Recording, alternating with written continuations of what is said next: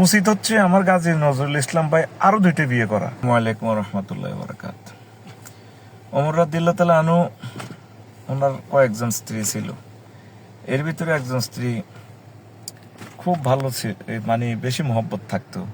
কোথায় সফরে গেলে ওই ওয়াইফ গেটের বাইরে এসে হাত নেড়ে ওনাকে ফেয়ারওয়েল জানাতেন। কি ভালোবাসা! পরে অবশ্য সম্পর্কটা টেকেনি, তিনি তালাক দিয়েছেন। আবু বকর রাদিয়াল্লাহু তাআলা আনহু এন্তেকালের 1 বছর আগেও তিনি বিয়ে করেন আলী রাদিয়াল্লাহু তাআলা আনহুর মেয়েকে, বয়স 10-এর কাছাকাছি। আর আলী রাদিয়াল্লাহু তাআলা আনহুর বয়স তখন 30। তো উনি যখন এন্তেকাল করেন, আবু বকর রাদিয়াল্লাহু তাআলা আনহু, ওই ওয়াইফের ঘরে মেয়ে ছিল, প্রেগনেন্ট ছিল 6 মাসের।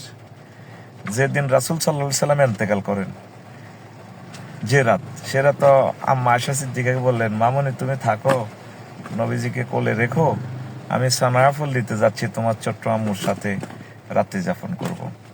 এ হলো আমাদের বৈবাহিক জীবন।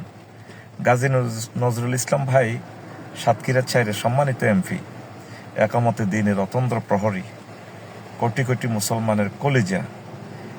তাদের স্বামী স্ত্রীর ভিডিওটা ভাইরাল করে কি শান্তিটা পেলেন। আর মিডিয়া এমনভাবে লিখতেছে যেন মাস্তি মারতেছে আর কি। শোনেন, হে মুসলমান ভাই বোন, একদিন রবের সামনে আপনাদেরকে হাজির হতে হবে। ইয়াউমা তুবলা সারাইরু ফামা লাহু মিন কুওয়াতিন ওয়ালা নাসির। যেদিন তোমাদের ভিডিও আমি ভাইরাল করব আমার ট্রাইব্যুনালে, তোমাদের কোনো শক্তি থাকবে না, কোনো সাহায্যকারী থাকবে না।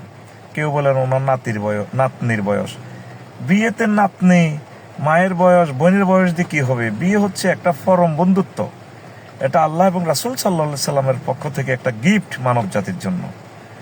এইভাবে বিবাহিত জীবনের এই অন্তরঙ্গ মুহূর্তগুলো ভাইরাল করে প্রতিটা ভালো মানুষও বেপরোয়া হয়ে যাবে। উচিত হচ্ছে আমার গাজী নজরুল ইসলাম ভাই আরো 2টা বিয়ে করা। হালাল জিনিস, এটাতে কোনো শরম নেই। আরশের রব এই পৃথিবীতে 1000 কোটি মানুষের সামনে আমার ভাইকে অপমান করা হচ্ছে, তুমি সব দেখতে পাচ্ছ। এর উসিলে আমার ভাইয়ের সব গুনাহ খাতা মাফ করে দাও, তাকে হায়াতে তাইয়্যিবা দাও, তার বংশ মর্যাদা কিয়ামত পর্যন্ত তুমি রাখো। তিনি একামতে দ্বীনের অতন্দ্র প্রহরী। আমি তার উজ্জ্বল ভবিষ্যৎ কামনা করি। বিভ্রান্ত হওয়ার কোনো যুক্তিকতা নেই।